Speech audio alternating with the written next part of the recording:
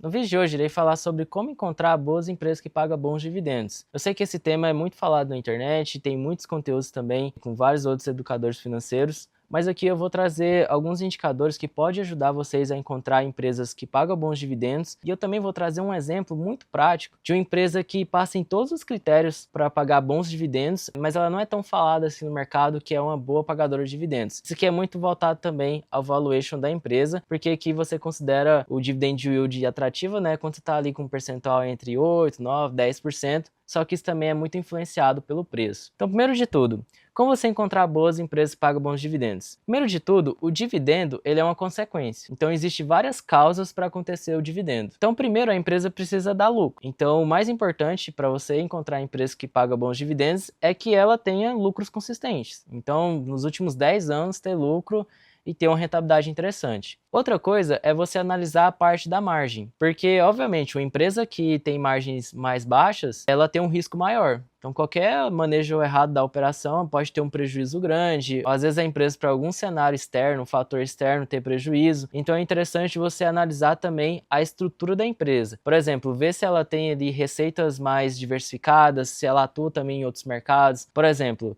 se a gente for pegar aqui uma Klabin, ela vende papel e celulose, né? Ela tem a parte da commodity, mas ela também tem a parte industrializada. Então, se você já consegue perceber que a empresa é diversificada na parte de suas receitas, além de também trabalhar com o mercado externo. Então, se ela tem uma apreciação do dólar em relação ao real, ela vai exportar mais, vai monetizar mais no mercado externo. E se tiver o inverso, também é verdadeiro, ela vai preferir vender mais no mercado interno. Então é interessante você analisar também a parte da estrutura operacional da empresa. E quando eu falo sobre estrutura, eu não falo apenas de resultado, também eu falo sobre balanço. Geralmente, empresas que têm alto endividamento, ela paga muitos juros, muitas despesas financeiras. Então isso faz com que o lucro fique um pouquinho menor, porque obviamente o lucro é a última linha da DRE. Se a empresa utilizar a política do lucro líquido, ela vai pagar menos dividendos. É claro, porque vai ter uma empresa que vai utilizar a política da geração de caixa operacional, que aí entra ali no fluxo de caixa, que é outro demonstrativo de contabilidade. Aí também o investidor pode ter dividendo ali com base nessa outra política. Mas o interessante é que a empresa seja lucrativa em todos os cenários, tendo rentabilidade positiva tanto na parte do fluxo de caixa, como também na parte da DRE,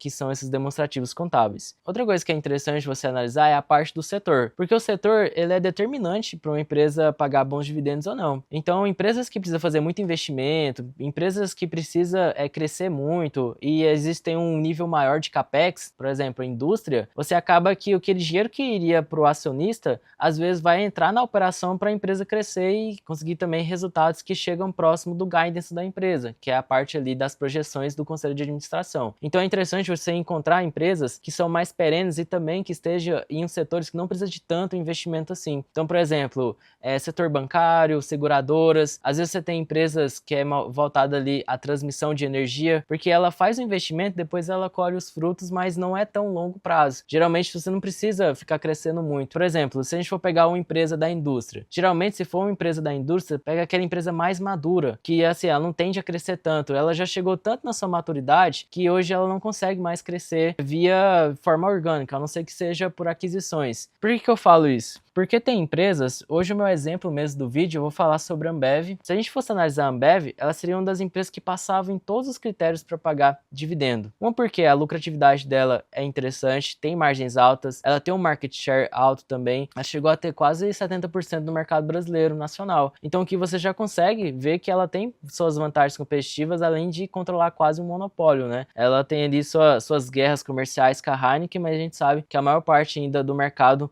de cervejas do Brasil é da Ambev. E olha tanto que é interessante. Eu tô aqui, aqui na parte do RI da empresa e eu entrei aqui em políticas de dividendos. E se a gente for analisar aqui, a Ambev ela trabalha com um dividendo mínimo, ali com um payout de 40% do seu lucro. Então que você já considera que, imagina, uma escala de 100%, quase metade aqui já vai para o acionista. E tá no conselho, é uma política de dividendo, não tem como fugir disso. A não ser que tenha algum problema ali operacional, mas a gente sabe que o mínimo é 40%. O Santander também trabalha com um payout também acima da média do setor bancário. Ele tem ali um percentual de 50%. Então aqui você já consegue visualizar que a empresa não está mais investindo tanto na operação para crescer e assim está fazendo mais distribuição de lucros ali para os seus acionistas. Outra curiosidade que eu queria trazer para vocês é sobre aqui o payout histórico da Ambev. Aqui na Analítica a gente tem um payout histórico, então pode ajudar vocês também analisar melhor esses ativos. Se a gente for analisar aqui a parte do payout, a empresa sempre trabalhou acima de 40%. Então ela trabalha acima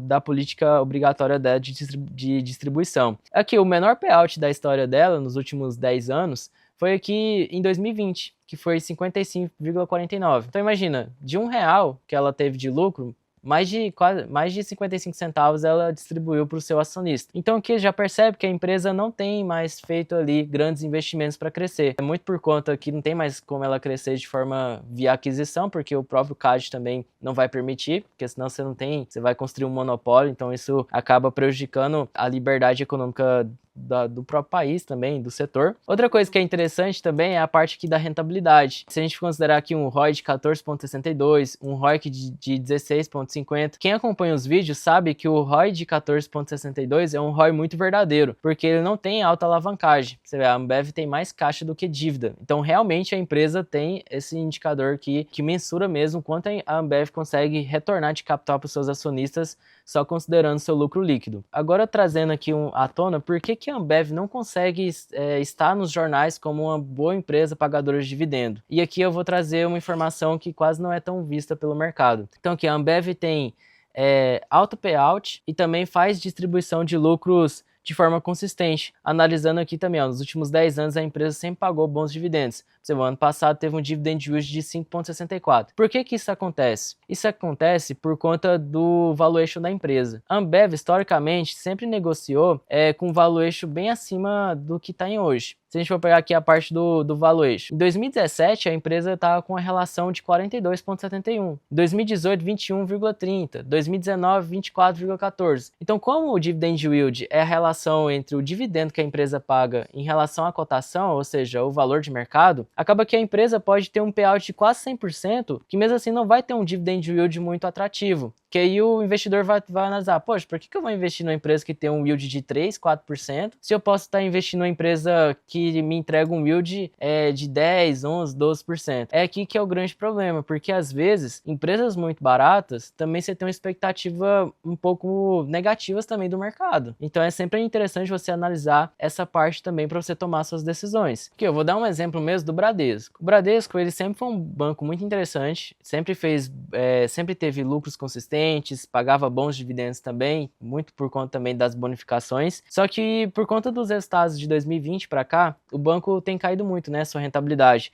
Se a gente for analisar aqui a parte do ROI de 8,87. Esse aqui a gente está pegando os últimos 12 meses. Por exemplo, se a gente for pegar aqui de 2015, 2016, 2017, o Bradesco mesmo era muito rentável. Só que desde a pandemia ele tem passado por maiores dificuldades. Teve aqui os problemas também com a Americanas, que teve que provisionar valores também muito altos. Então isso fez com que o banco perdesse um pouco o valor de mercado. Se a gente for considerar aqui o valor de mercado do Bradesco, é um dos menores na série histórica. Muito próximo aqui de 2015, só que de 2015 era uma questão mais política também, questões do mercado, da economia mais doméstica. A gente teve também problemas com o presidente, teve ali troca também de gestão na época, então tudo isso fez com que muitas empresas perdessem valor, mas de forma externa, não era muito questões ali voltadas à sua operação. O que é interessante analisar aqui no Bradesco? Porque a cotação dele caiu, mas o lucro dele também não teve aquela grande queda assim em relação à cotação. Então isso fez com que, por exemplo, se a gente for pegar aqui 2023, ele teve um dividend yield de 9,93, 2024, 9,64. Por mais que ele teve aqui um dividendo menor, por exemplo, ele sai de 1,70 para 1,11, então ele teve aqui um yield bem próximo de 2023, que era 9,93 e agora está 9,64. Então percebe que o dividend yield, ele é muito mensurado também pelo valor de mercado das empresas. Então é interessante você analisar também isso, analisar também a expectativa, não só pegar o yield um pouco mais alto, mas depois vamos imaginar que a empresa perca mercado, perca vantagem competitiva, então não valeu a pena investir numa empresa que tem esse tipo de conjuntura, né? Porque senão ao longo do tempo você pode perder muito dinheiro. Você pode, por exemplo, a Cielo mesmo foi isso. A Cielo perdeu o mercado ali na parte de máquinas de cartão, não teve investimentos também na operação para melhorar, depois fez a OPA, saiu da bolsa, mas a gente percebe que mesmo se ela estivesse hoje na bolsa, a tendência é que os resultados estivessem caindo, mas ela também pagava um dividend yield maior por conta de uma queda do valuation. Então seriam essas informações que eu queria trazer para vocês, analisar o dividend yield de uma forma um pouquinho mais diferente, também analisando dentro das empresas, que é importante também para você tomar essas decisões. Deixa sugestões de vídeo, compartilhe e comenta também, e eu vou trazer mais dados aqui de economia, também de contabilidade. Então valeu, até mais!